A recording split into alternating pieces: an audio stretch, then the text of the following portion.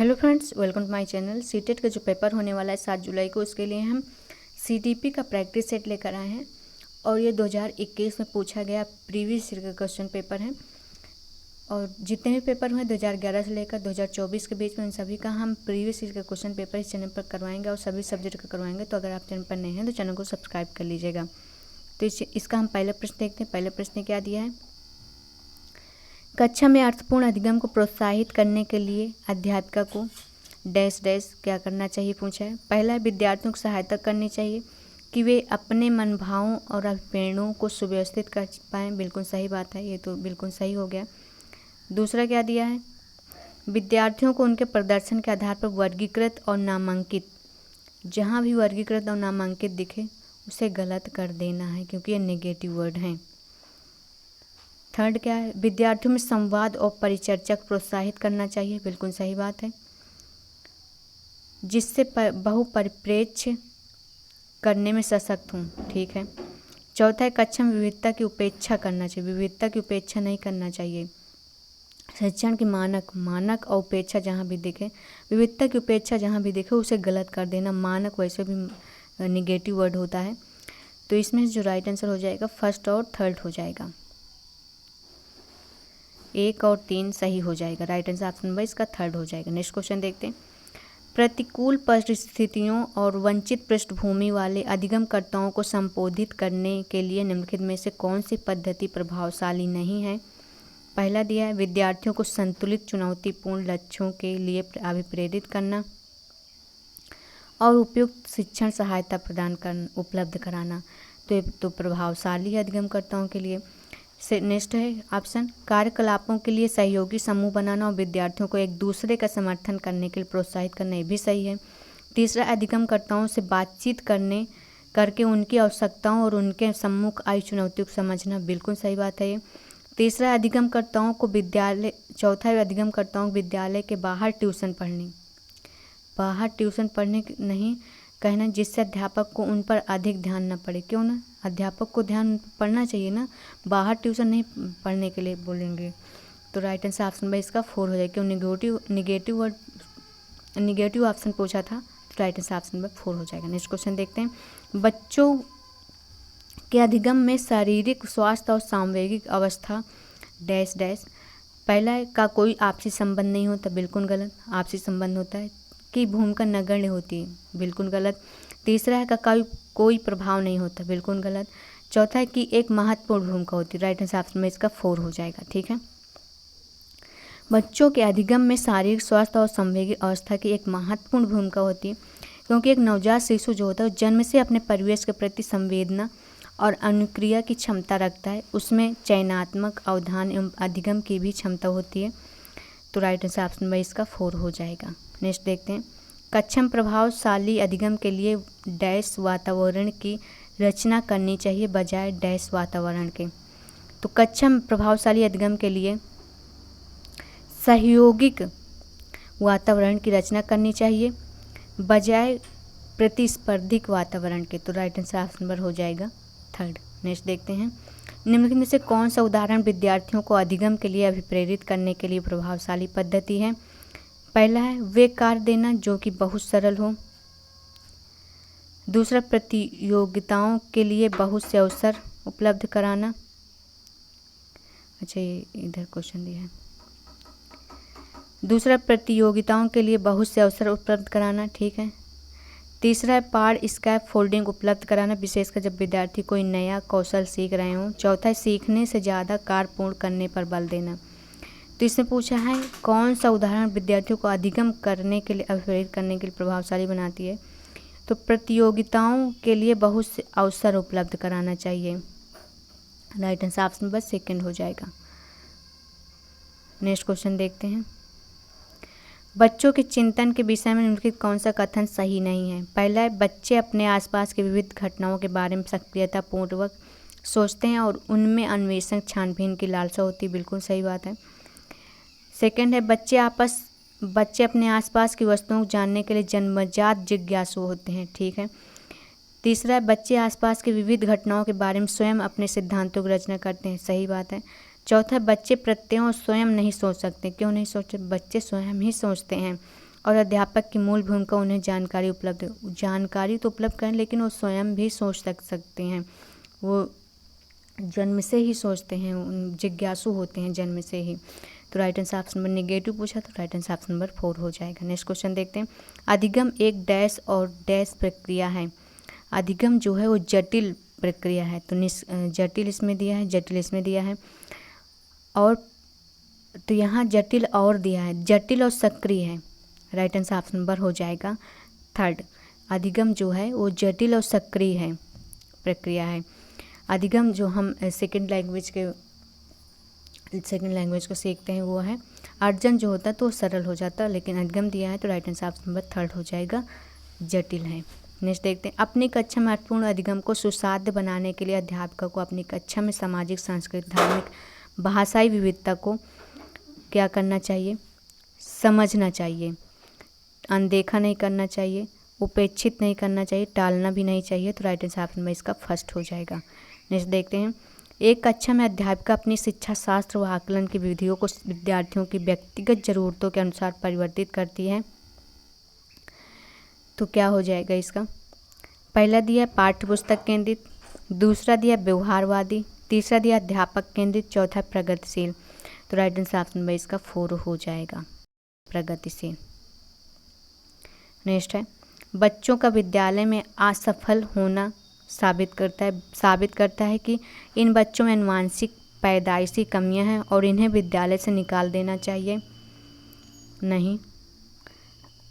दूसरा सूचित करता है कि अभिभावकों में अपने बच्चों के अधिगम में सहायता करने के समर्थ नहीं है।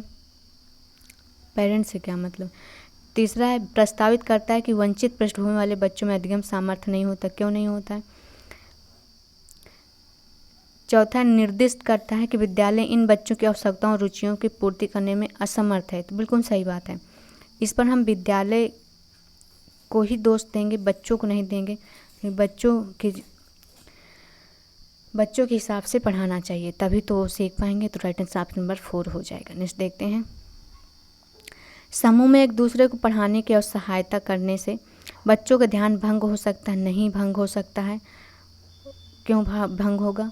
और यह प्रभावशाली शैक्षिक पद्धति नहीं है, बिल्कुल गलत है ये। नेक्स्ट है।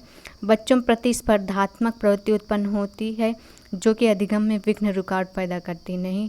तीसरा, बच्चे स्वयं की चिंतन प्रक्रिया पर अपेक्षा करते हैं, आक्षेप करते हैं और संज्ञानात्मक क्रियाकलाप के उच्च स्तर पर पहुंच सकते हैं। चौथा है, बच्चों में भ्रांति उत्पन्न हो सकती है। नहीं। तो इसमें जो राइट आंसर हो जाएगा ऑप्शन नंबर 3rd हो जाएगा। बच्चे स्वयं की चिंतन प्रक्रिया पर आक्षेप करते हैं और संज्ञानात्मक क्रियाकलाप के उच्च स्तर पर पहुंच सकते हैं। तो बिल्कुल सही बात। जब 2-4 बच्चे आपस में चर्चा करते हैं समूह में, ग्रुप में, तो एक दूसरे की कमियां भी बताते हैं। राइट आंसर ऑप्शन नंबर इसका 3rd हो जाएगा। नेक्स्ट देखते हैं। बच्चों के सामाजिकरण में विद्यालय डैश है। बच्चों का सामाजिकरण द्वितीयक कारक है। परिवार अगर होता तो फर्स्ट हो जाता, विद्यालय जो है वो द्वितीयक कारक है। राइट आंसर ऑप्शन नंबर हो जाएगा 2nd। नेक्स्ट है। निम्न में से किस मनोवैज्ञानिक ने प्रस्तावित किया कि बच्चों का चिंतन गुणात्मक रूप से वयस्कों की अपेक्षा अलग होता है? तो किसने कहा था? जीन पियाजे सर ने कहा था। राइट आंसर ऑप्शन नंबर हो जाएगा 3rd। जीन पियाजे ने कहा था कि बच्चों का चिंतन गुणात्मक रूप से वयस्कों की अपेक्षा अलग होता है, और जीन पियाजे द्वारा प्रतिपादित संज्ञानात्मक विकास का सिद्धांत मानव बुद्धि की प्रकृति एवं उसके विकास के से संबंधित सिद्धांत है। पियाजे का मानना था कि व्यक्ति के विकास में उनका बचपन एक महत्वपूर्ण भूमिका अदा करता है। नेक्स्ट देखते हैं। विकास के विषय में निम्नलिखित में से कौन सा कथन सही है? पहला, विकास सुरुचिपूर्ण सुव्यवस्थित समूह की अवस्थाओं में पूर्व निश्चित आनुवंशिक घटनाओं के कारण होता है। दूसरा, विकास का सरल एक दिशी प्रक्रिया है। नहीं। तीसरा, बच्चे के विकास में बहुत सी सांस्कृतिक विविधताएं होती हैं। चौथा, संसार में सभी बच्चों का विकास एक ही क्रम में होता नहीं। तो इसमें जो राइट आंसर हो जाएगा ऑप्शन नंबर 3rd हो जाएगा। बच्चों के विकास में बहुत सी सांस्कृतिक विविधताएं देखने को हमको मिलती हैं। ठीक है। धर्म के आधार पर, जाति के आधार पर, ये सभी जो है विविधताएं होती हैं। तो right answer option number 3rd हो जाएगा। नेक्स्ट क्वेश्चन देखते हैं। निम्नलिखित में से मध्य बाल्यावस्था की अवधि का मुख्य प्रमाण चिन्ह कौन सा है? मध्य बाल्यावस्था के बारे में पूछा है। पहला, पेशी कौशल और समग्र शारीरिक वृद्धि का तेजी से विकास। दूसरा है वैज्ञानिक तर्क और अमूर्त रूप से सोचने की क्षमता। तीसरा प्रतीकात्मक खेल का उभरना। चौथा तर्क संगत विचारों का विकास जो कि प्राकृतिक रूप से मूर्त है। तो राइट आंसर ऑप्शन नंबर हो जाएगा 4। ठीक है। शिक्षा विकास की प्रक्रिया मानव एक विकासशील प्राणी के रूप में जन्म लेता है। बालक के विकास गर्भावस्था से लेकर जीवन के अंत तक चलता है। इसके अंतर्गत शारीरिक, मानसिक, संवेगात्मक, सामाजिक विकास होता है। शैशवावस्था के बाद बाल्यावस्था का आरंभ होता है और यह अवस्था बालक के व्यक्तित्व का निर्माण करती है। तो राइट आंसर ऑप्शन नंबर इसका 4 हो जाएगा। नेक्स्ट देखते हैं जीन पियाजे के अनुसार बच्चे अमूर्त संक्रियात्मक अवस्था में पहला संरक्षण, वर्गीकरण व श्रेणीबद्धता करने में सक्षम नहीं है। दूसरा प्रतीकात्मक और सांकेतिक खेलों में भाग लेना प्रारंभ करते हैं। इसमें पूछा है अमूर्त संक्रियात्मक अवस्था। तीसरा परिकल्पित निगमनात्मक तर्क और प्रतिज्ञाप्ति चिंतन में समर्थ होते हैं। तो बिल्कुल सही बात है, ये अमूर्त तरीके से वो सोचने लगते हैं। तो राइट आंसर ऑप्शन नंबर हो जाएगा 3rd। नेक्स्ट देखते हैं लॉरेंस कोहलबर्ग की नैतिक विकास के सिद्धांत के अनुसार व्यक्ति किस अवस्था में है जब वह विश्वास करता है कि वर्तमान सामाजिक प्रणाली को सक्रियतापूर्वक बनाए रखने में धनात्मक मानवीय संबंध और सामाजिक वर्ग सुरक्षित रहता है। पहला यांत्रिक उद्देश्य अभिनय, दूसरा सार्वभौमिक नैतिक सिद्धांत, तीसरा दंड और आज्ञा पालन अभिविन्यास, चौथा सामाजिक क्रम व्यवस्था। तो राइट आंसर ऑप्शन नंबर इसका 4 हो जाएगा, सामाजिक क्रम व्यवस्था अभिविन्यास हो जाएगा। नेक्स्ट देखते हैं बाल्यावस्था की अवधि में विकास है में केवल परिमाणात्मक परिवर्तन होते हैं नहीं। दूसरा अनियमित और संबंध होते नहीं। तीसरा धीमी गति से होता है नहीं। चौथा बहुस्तरीय और मिश्रित होता है। बिल्कुल सही बात, राइट आंसर ऑप्शन नंबर 4 हो जाएगा। नेक्स्ट देखते हैं निकष्ट विकास का क्षेत्र, जोन ऑफ प्रॉक्सिमल डेवलपमेंट क्या है। पहला दिया है वह प्रक्रिया जिसमें शुरू से विभिन्न समझ वाले दो व्यक्ति समान समझ पर पहुंचते हैं नहीं। दूसरा है वह प्रक्रिया जिसमें बच्चे समाज के वयस्क सदस्यों द्वारा निर्धारित विधि से कार्य करते हैं नहीं।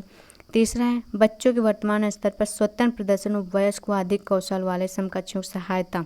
बिल्कुल सही बात है, सहायता से बच्चे द्वारा उपार्जित किए जाने वाले प्रदर्शन के मध्य का क्षेत्र होता है। तो राइट आंसर ऑप्शन नंबर इसका 3rd हो जाएगा। ठीक है, नेक्स्ट क्वेश्चन देखते हैं एक प्रगतिशील कक्षा में शिक्षण अधिगम प्रक्रिया के दौरान अधिगमकर्ता को मूल्यांकन। पहला क्या दिया है अभिभावकों को प्रतिपुष्टि देने के प्रयोजन बेहद सफल, कम सफल, असफल को पहचानने में ये नहीं है, ये तो निगेटिव हो गया। दूसरा दिया बेहद महत्वपूर्ण है क्योंकि यह बच्चों की समझ की जानकारी देता है और अध्यापिका को अपने शिक्षा शास्त्र पर विचारने में सहायता करता है। बिल्कुल सही बात है। तीसरा बच्चों के अधिगम में सहायक नहीं होता नहीं। चौथा है बच्चों की अधिगम प्रक्रिया में रुकावट उत्पन्न करता है नहीं। तो इसमें जो राइट आंसर हो जाएगा ऑप्शन नंबर 2 जो हो जाएगा सही हो जाएगा। नेक्स्ट है हार्वर्ड गार्डनर के बहुबुद्धि सिद्धांत के अनुसार निम्न में से कौन सा जोड़ा बुद्धि के प्रकार की अंतः स्थिति अनुपालन संभावना के अनुसार सही है। तो इसमें से एक क्वेश्चन जरूर पूछा जाता है, हर बार पूछा जाता है, तो इसे याद कर लीजिएगा। बुद्धि का सिद्धांत पहले बार पूछ लेता है, किसने दिया तो हार्वर्ड गार्डनर ने दिया था, ये भी पूछ लेता है। ठीक है, और इन्होंने 8 क्षेत्रों में दिया था तो ये भी पूछ लेता है। तो देखते हैं कौन सा सही है।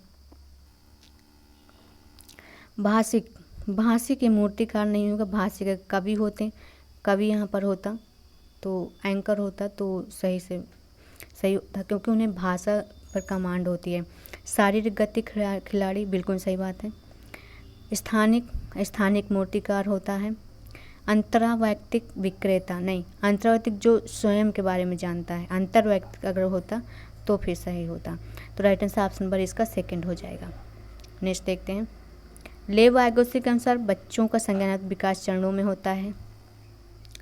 दूसरा स्कीमा परिपक्वन से बच्चों में संज्ञानात्मक विकास अग्रसर होता है। तीसरा बच्चों के संज्ञानात्मक विकास में भाषा की एक महत्वपूर्ण भूमिका होती है। चौथा बच्चे भाषा अधिग्रहण द्वारा सीखते हैं।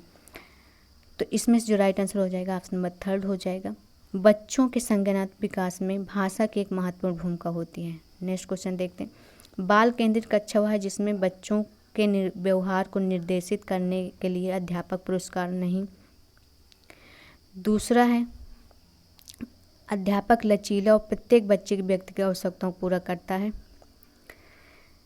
बिल्कुल सही बात है। और तीसरा क्या दिया है, अध्यापक केवल पाठ्यपुस्तक नहीं। चौथा, अध्यापक बच्चों को उनकी क्षमता के आधार पर वर्गीकृत नहीं। नेगेटिव हो जाएगा, तो राइट आंसर ऑप्शन में इसका सेकंड हो जाएगा। नेक्स्ट क्वेश्चन देखते हैं। किस मनोवैज्ञानिक के अनुसार बच्चों के संज्ञानात्मक विकास में सांस्कृतिक उपकरण एक महत्वपूर्ण भूमिका निभाते हैं? तो लेव वाइगोत्स्की हो जाएगा, राइट आंसर ऑप्शन में थर्ड हो जाएगा। नेक्स्ट देखते हैं। कक्षा के सभी लिंगों में जेंडर रूढ़िवादिता कम करने और विकास के विस्तार की संभावना को बढ़ाने के लिए प्रभावशाली पद्धति कौन सी है?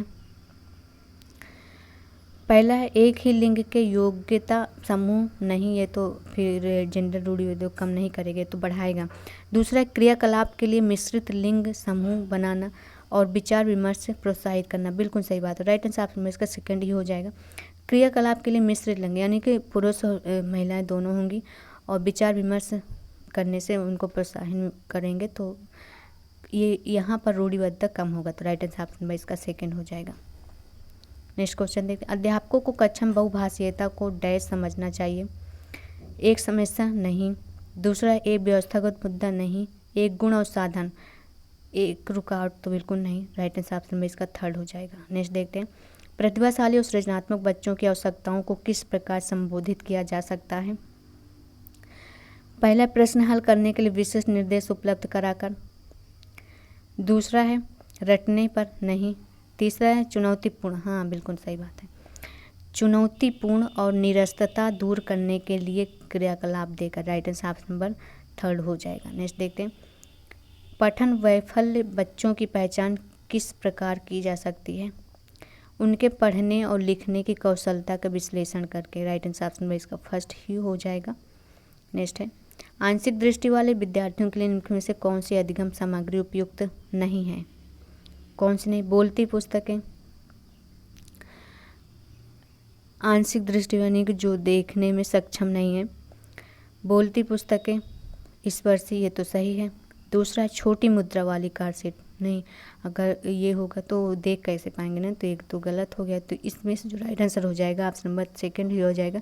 बड़े आकार में मुद्रित पुस्तकें, बड़े आकार में मुद्रित पुस्तकें, बिल्कुल सही बात। तीव्र नक्शे और चार्ट, तो ये भी सही हो जाएगा। तो इसमें जो राइट आंसर नेगेटिव हो जाएगा, सॉरी सेकंड हो जाएगा, छोटी मुद्रा वाली कार सीट। नेक्स्ट देखते हैं। समावेशी शिक्षा के पीछे अंतर्निहित विचार है। पहला, अलग अलग अक्षमताओं वाले बच्चों के लिए विशिष्ट शैक्षिक संस्थानों का प्रावधान। दूसरा है दार्शनिकता की सभी बच्चों को नियमित विद्यालय में समान शिक्षा पाने का अधिकार। समावेशी शिक्षा का यही मतलब ही है कि सभी बच्चों को नियमित विद्यालय में समान शिक्षा पाने का अधिकार मिले, तो right answer option number second हो जाएगा। अगर वीडियो अच्छी लगी तो लाइक कर दीजिएगा और चैनल सब्सक्राइब कर लीजिएगा।